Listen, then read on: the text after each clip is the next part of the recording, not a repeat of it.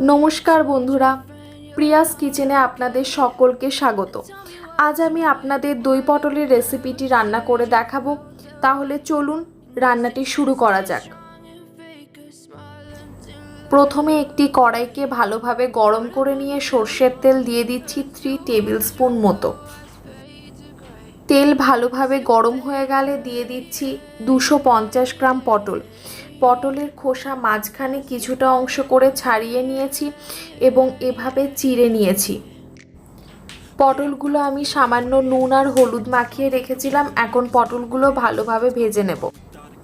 একটি মশলা মিক্স তৈরি করে নেব, যার জন্য নিয়ে নিচ্ছি হলুদ গুঁড়ো 1/4 চামচ, কাশ্মীরি লাল লঙ্কা গুঁড়ো 1 চামচ, জিরে গুঁড়ো 1 চামচ, ধনে গুঁড়ো 1 চামচ, লাল লঙ্কা গুঁড়ো 1/2 চামচ এবং চিনি 1 চামচ। এবারে জল দিয়ে ভালো করে একটি পেস্ট তৈরি করে নেব।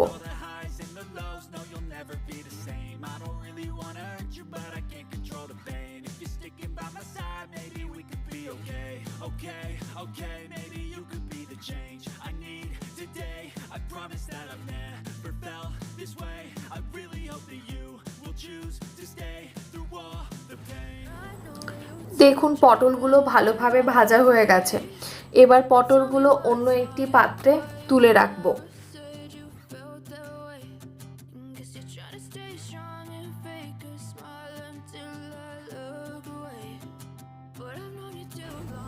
ওই একই কড়াইতে দিয়ে দিচ্ছি 1/2 চামচ গোটা জিরে, একটা শুকনো লঙ্কা, দারচিনি, 2টো এলাচ এবং 3টে লবঙ্গ।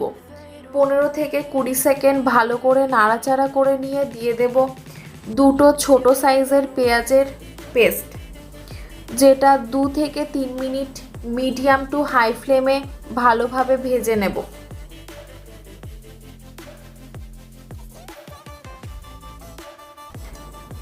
আদা রসুন বাটা দিয়ে দিচ্ছি 2 টিস্পুন, যেটা 1 থেকে 2 মিনিট লো ফ্লেমে ভেজে নেব। এবার দিয়ে দেব টমেটো পেস্ট।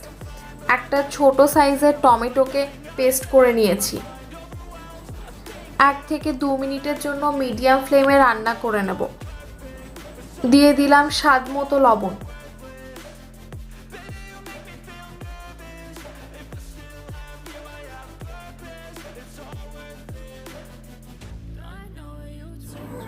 এবার দিয়ে দেব আগে থেকে তৈরি করে রাখা মশলা মিক্সটি।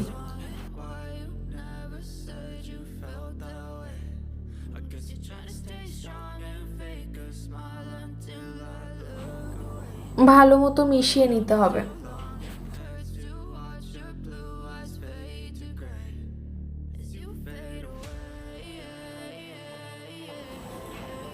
দিয়ে দিচ্ছি মশলার বাটি ধুয়ে রাখা জল।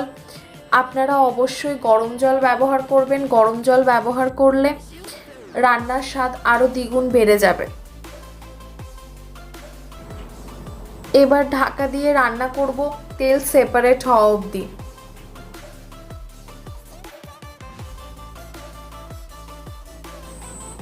মশলা খুব ভালো করে কষানো হয়ে গেছে। এবার দিয়ে দিচ্ছি 1/2 কাপ দই, যা 1 চামচ চিনি দিয়ে ভালোভাবে ফেটিয়ে রেখেছিলাম।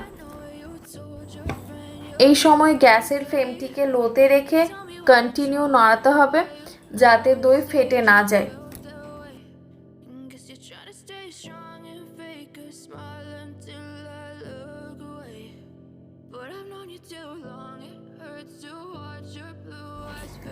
দিয়ে দিলাম ভেজে রাখা পটল।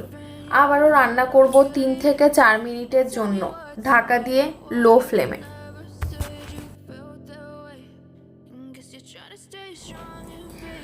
দিয়ে দিলাম 1/4 টিস্পুন গরম মশলা।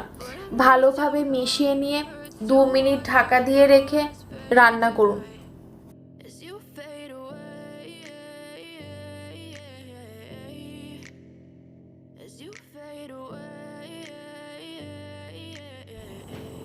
এবার গ্যাসের ফ্লেমটি অফ করে 5 মিনিটের জন্য ঢাকা দিয়ে রেখে সার্ভ করুন দই পটল। সম্পূর্ণ ভিডিওটি দেখার জন্য ধন্যবাদ।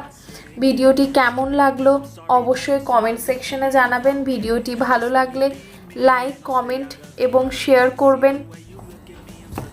যারা যারা এখনও চ্যানেলটি সাবস্ক্রাইব করেননি, সাবস্ক্রাইব করার অনুরোধ রইল।